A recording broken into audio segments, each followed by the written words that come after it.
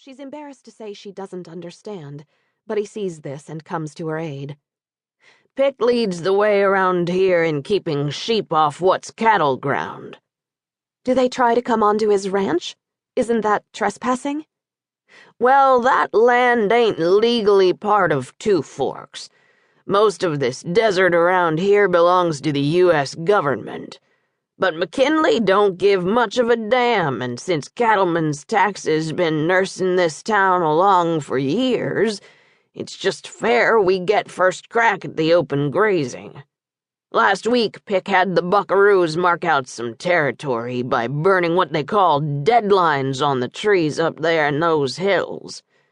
Bunch of sheep came up there. Local stockman named Brookie Duncan runs 'em. And the buckaroos chased 'em all down, shooting and hollering and scaring the bejesus out of the herder boys. He takes a large pull of coffee and shakes his head. Maybe it wasn't that nice, but you give them boys a penny and you'll be out $1. And the shepherds responded by breaking the windows. But why slingshots? She asks. Can't waste the ammunition to shoot out a window, they're too poor. And they don't really want to hurt anybody. I don't think they do. Well, they're not likely to get much of a rise out of your cousin. Ferris Pickett's nothing if he ain't cool. She's perplexed, a little thrilled by these doings, but she hopes the sheepherders have vented their annoyance and won't come back. Pick, her cousin, does seem cool. He will make sure everyone behaves, certainly. His house alone is a testament to his competence and certitude. It is by far the largest place she has ever lived in.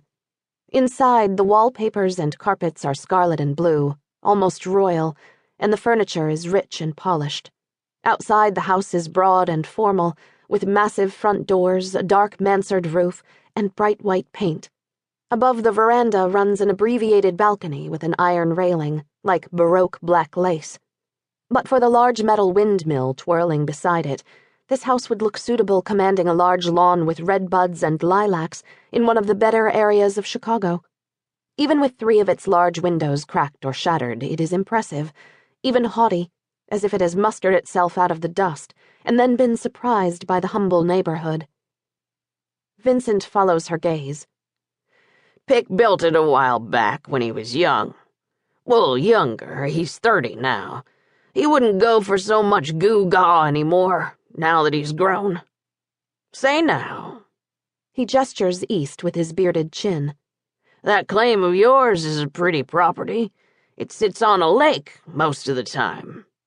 She pictures a piece of land rising and flying away from its lake like a magic carpet. Most of the time?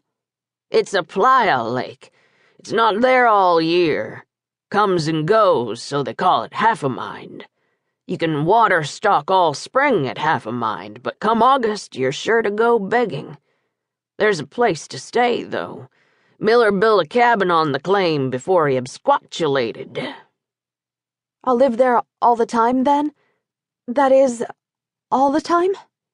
Now, that depends on what you mean by live. You're supposed to spend 6 months of nights there and grow a crop. But the law don't say you have to eat or keep your clothes there. I don't think I know how to grow anything, except marigolds. Oh, I'll show you. Anyway, you can eat with Pick and me and the boys. You're only a mile away. A mile, and not a cable car anywhere. She ventures, I saw there weren't any ladies at breakfast. Ha! Nope. You aren't married? Me? Nope. Isn't Pick married? We're not much good at marrying in Two Forks. Maybe it's a problem with the well. He laughs. No, sir. You're the first female we've convinced to stay with us for long. For long. Someone had been and gone, then. But she never imagined that there would be no women on her cousin's ranch. It had not occurred to her. For most of her life, she had known mostly women and girls. Her mother, her school friends and teachers, and her mother's friends. But there is a town here somewhere. There will be, well, people. Pick, tall and soft of footfall, appears behind them.